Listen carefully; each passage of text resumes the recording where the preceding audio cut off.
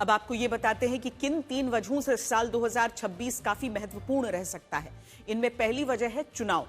इस साल 5 राज्यों और केंद्र शासित प्रदेशों में विधानसभा चुनाव होंगे।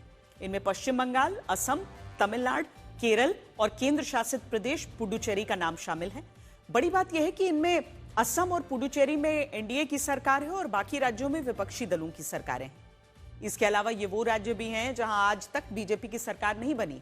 इनमें पश्चिम बंगाल में साल 2011 से मुख्यमंत्री ममता बनर्जी की सरकार, केरल में 2016 से लेफ्ट पार्टियों की सरकार, तमिलनाडु में 2021 से डीएमके की सरकार है और मुख्यमंत्री एमके स्टालिन है।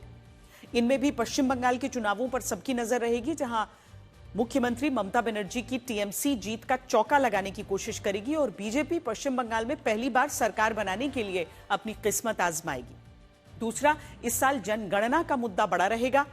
साल 2011 के बाद भारत में पहली बार जनगणना का काम शुरू होगा और यह इसीलिए महत्वपूर्ण है क्योंकि पिछले 15 सालों से भारत की अपनी जनगणना का कोई डेटा नहीं है और हमें इस बात की कोई जानकारी नहीं है कि भारत की डेमोग्राफी इन वर्षों में कितनी बदली है, भारत की वास्तविक जनसंख्या कितनी है। भारत में जनगणना होने से यह भी पता चल सकता है कि देश में कितने घुसपैठिए रहते हैं। और तीसरा मुद्दा होगा 1991 के वर्शिप एक्ट का। ये वही कानून है जिसके तहत अयोध्या को छोड़कर बाकी सभी धार्मिक स्थलों पर 15 अगस्त 1947 की यथास्थिति लागू होती है। यानी मथुरा और काशी जैसे मामलों में हिंदू पक्ष इस कानून को चुनौती देता है।